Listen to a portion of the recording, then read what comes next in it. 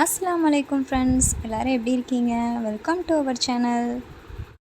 நம்ம சேனலில் இப்போலாம் அதிகமாகவே ஷார்ட்ஸ் வீடியோஸ் தான் போடுறோம். ஸோ வீடியோஸ் அப்லோட் பண்ணி ரொம்ப நாள் ஆச்சு. இப்போ ரொம்ப நாளைக்கு அப்புறமா ஒரு அட்டகாசமான ரெசிபியோட இந்த வீடியோக்குள்ளே போகலாம். வாங்க வீடியோ பார்க்கலாம். இந்த ரெசிபி செய்கிறதுக்கு நமக்கு கம்மியான இன்க்ரீடியன்ட்ஸ் இருந்தாலே போதும்.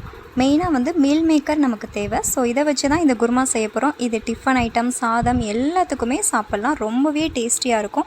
நீங்கள் மார்னிங் இட்லி தோசைக்கு சாப்பிட்லாம், லஞ்சுக்கும் சாப்பிட்லாம், சப்பாத்தி பரோட்டா எல்லாத்துக்குமே ரொம்பவே டேஸ்ட்டாக இருக்கும். இந்த ரெசிபி எப்படி செய்கிறதுன்னு பார்க்கலாம். இதுக்கு 2 பெரிய சைஸ் தக்காளி எடுத்துக்கோங்க, 2 பெரிய வெங்காயம் எடுத்துக்கோங்க. பெரிய வெங்காயம் இல்லைனா சின்ன வெங்காயம் இருந்ததுன்னா கூட நீங்கள் அதையுமே எடுத்துக்கலாம். தக்காளி வெங்காயம் சாப் பண்ணி வச்சுக்கோங்க. இதுக்கு இடையில் நம்ம என்ன பண்ண போகிறோம், ஒரு பேஸ்ட் ரெடி பண்ண போகிறோம். அதாவது சோம்பு 1 டேபிள் ஸ்பூன் எடுத்துக்கோங்க. நான் இப்போ ஷோ பண்ணுறல இந்த அளவுக்கு நீங்கள் எடுத்துக்கோங்க. இது கூட தேங்காய் ஆட் பண்ணி அரைக்க போகிறோம். அது கூட பட்டை கிராம்பு சேர்த்து அரைக்க போகிறோம். இப்போ எப்படி அரைக்கிறது அப்படின்னு சொல்லிட்டு பார்க்கலாம். இப்போ ஒரு மிக்ஸி ஜார் எடுத்துக்கோங்க. இதில் நம்ம கட் பண்ணி வச்சுருக்கிற தேங்காய் ஆட் பண்ணுங்கள். தேங்காய் துருவிட்டு கூட ஆட் பண்ணலாம். ஒரு 1/4 மூடி அளவுக்கு நீங்கள் ஆட் பண்ணிக்கோங்க. அது கூட 1 டேபிள் ஸ்பூன் சோம்பு ஆட் பண்ணிக்கோங்க. இப்போ பட்டை கிராம்பு ஏலக்காய் 3 ஆட் பண்ணுறோம். 2 நம்பர்ஸில் ஆட் பண்ணிக்கோங்க. இது எல்லாத்தையும் மிக்ஸ் பண்ணிவிட்டு நல்லா ஒரு பேஸ்ட் மாதிரி ஃபைன் பேஸ்ட்டாக அரைச்சி எடுத்துக்கோங்க. இதெல்லாம் நம்ம ப்ரிப்பேர் பண்ணி வச்சுக்கணும். ஸோ வதக்கிட்டு நம்ம ஃபைனலாக அதை ஆட் பண்ணி தான் நம்ம விசில் வைக்க போகிறோம். ஸோ அதனால் இது முன்னாடியே ப்ரிப்பேர் பண்ணி வச்சுக்கோங்க. இப்போ இந்த பேஸ்ட் நம்ம அரைச்சி எடுத்தாச்சு. இதை ஓரமாக வச்சுருங்க.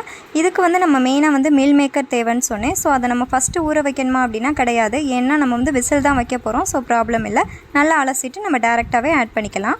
இப்போ எப்படி தாளிக்கிறதுன்னு பார்க்கலாம். இதுக்கு ஒரு குக்கரில் கொஞ்சமாக ஆயில் ஆட் பண்ணிக்கோங்க. ஆயில் நல்லா ஹீட் ஆனதுக்கப்புறமா இது கூட 1 டேபிள் ஸ்பூன் சோம்பு ஆட் பண்ணிக்கோங்க. சோம்பு, பட்டை, கிராம்பு, ஏலக்காய் நம்ம ஏற்கனவே அதில் சேர்த்து அரைச்சிருக்கிறதுனால ஒரு நம்பரில் சேர்த்துக்கோங்க. 1 பட்டை, 1 கிராம்பு, 1 ஏலக்காய் ஆட் பண்ணிக்கோங்க. இதெல்லாம் நல்லா பொரியட்டும். இந்த ஸ்பைசஸ்லாம் நம்ம தாளிக்கிறதுக்கு தேங்காய் எண்ணெய் ஆட் பண்ணால் இன்னுமே டேஸ்ட் அதிகமாக இருக்கும்.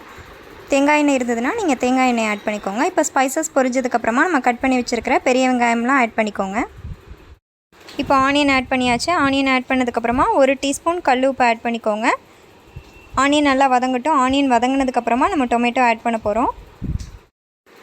இப்போ ஆனியன் ஓரளவுக்கு வதங்கினதுக்கப்புறமா நம்ம கட் பண்ணி வச்சுருக்கிற தக்காளி ஆட் பண்ணிக்கோங்க. தக்காளி ஆட் பண்ணி ஆனியன், தக்காளி, இந்த ஸ்பைசஸ் எல்லாமே நல்லா மிக்ஸ் பண்ணி நல்லா வதங்குற அளவுக்கு வெயிட் பண்ணுங்கள். அதுக்கப்புறமா இதில் இஞ்சி பூண்டு பேஸ்ட் ஆட் பண்ண போகிறோம். இஞ்சி பூண்டு பேஸ்ட் 1 டேபிள் ஸ்பூன் ஆட் பண்ணிக்கோங்க. இந்த கிரேவியில் நம்ம தேங்காய் அரைச்சி ஆட் பண்ணுறதுனால கிரேவி நல்லாவே நமக்கு திக்காக கிடைக்கும்.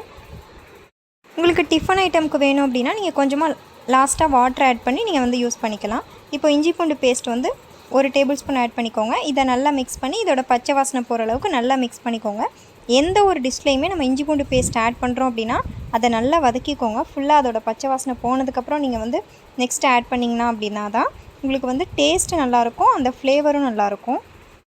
இப்போ இஞ்சி பூண்டு பேஸ்ட்டோட பச்சை வாசனை போனதுக்கப்புறமா 1 டேபிள் ஸ்பூன் மிளகாய்த்தூள் ஆட் பண்ணிக்கோங்க. நீங்கள் காரம் அதிகமாக சாப்பிடுவீங்க அப்படின்னா 1 டேபிள் ஸ்பூன் அளவுக்கு ஆட் பண்ணிக்கோங்க. இது கூட 1/2 டீஸ்பூன் மஞ்சள் தூள் ஆட் பண்ணிக்கோங்க. நம்ம இதில் ஆட் பண்ணுற மசாலாஸ் கறி குழம்பு செய்கிற மட்டன் மசாலா. இதை நீங்கள் ஹோம்மேடாக யூஸ் பண்ணுவீங்க அப்படின்னா ஹோம்மேட் மசாலா யூஸ் பண்ணுங்கள். அப்படி இல்லைனா பாக்கெட்டில் கறி மசாலா தூள் இருந்ததுனாலும் அதை வாங்கி யூஸ் பண்ணிக்கோங்க. பட் ஹோம்மேட் மசாலா தான் டேஸ்ட்டு நல்லாயிருக்கும். இது போல் மசாலாஸ்லாம் ஆட் பண்ணி நல்லா மிக்ஸ் பண்ணுங்கள். எல்லாமே அந்த தக்காளி, வெங்காயம், இந்த மசாலாஸ் எல்லாமே நல்லா மிக்ஸ் ஆகணும். உங்களுக்கு அடி பிடிக்கிற மாதிரி தெரிஞ்சதுன்னா ஒரு 1/4 டம்ளர் வாட்டர் ஆட் பண்ணி நல்லா மிக்ஸ் பண்ணிக்கோங்க. இப்போ நம்ம மீல் மேக்கர் ஆட் பண்ண போகிறோம். மீல் மேக்கர்லாம் நம்ம ஊற வைக்க தேவையில்லை.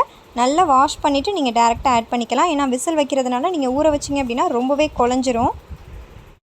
மீல் மேக்கர் இந்த மாதிரி சின்ன சைஸ்லேயும் இருக்கும். நீங்கள் பெரிய சைஸ் வேணும்னாலும் ஆட் பண்ணிக்கலாம். சின்ன சைஸ் அப்படிங்கிறப்போ அதோட மசாலாஸ் நல்லா அதில் மிக்ஸ் ஆகிடும். ஸோ சாப்பிட்றதுக்கு ரொம்ப டேஸ்ட்டாக இருக்கும். இப்போ இதை நல்லா மிக்ஸ் பண்ணதுக்கப்புறமா நம்ம ப்ரிப்பேர் பண்ணி வச்சுருக்கிற பேஸ்ட் ஆட் பண்ணுங்கள். அதாவது தேங்காய் கூட ஆட் பண்ணியிருந்தோம்ல, அந்த பேஸ்ட் நம்ம இதில் ஆட் பண்ணுறோம். நம்ம தேங்காய் கூட சோம்பு, பட்டை, கிராம்பெல்லாம் ஆட் பண்ணியிருக்கிறதுனால ஃபுல்லாக நல்லா வதக்கிக்கோங்க. அதோட பச்சை வாசனையும் போகணும். ஸோ நம்ம உடனே தேங்காய் ஆட் பண்ணோன்னா வாட்டர் ஆட் பண்ணி விசில் வச்சிட்டோம் அப்படின்னா பச்சை வாசனை வரும். ஸோ இதை நல்லா வதக்கினதுக்கப்புறம் இது ஓரளவு வதங்கினதுக்கப்புறமா நீங்கள் வாட்டர் ஆட் பண்ணி விசில் வைங்க.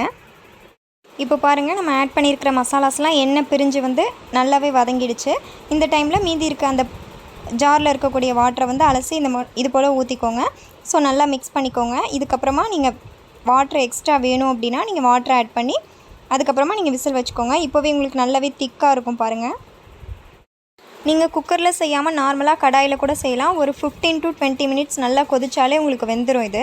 அப்படி நீங்கள் கடாயில் செய்கிறீங்க அப்படின்னா நீங்கள் மீல் மேக்கர் வந்து ஒரு 10 மினிட்ஸ் வந்து முன்னாடியே ஊற வச்சுக்கோங்க. உங்களுக்கு ரொம்ப ஈஸியாக வெந்துடும். நான் குக்கர்னால தான் ஊற வைக்கல. இப்போ தேவையான அளவு வாட்டர் ஆட் பண்ணியாச்சு. விசில் வந்து ஒரு 2 விசில் வைக்கலாம். ஸோ எல்லாமே நமக்கு ரெடியாக இருக்குது. இந்த டைமில் நம்ம வந்து மூடி போட்டு ஒரு 2 விசில் வச்சுட்டு எப்படி இருக்குன்னு சொல்லிட்டு பார்க்கலாம்.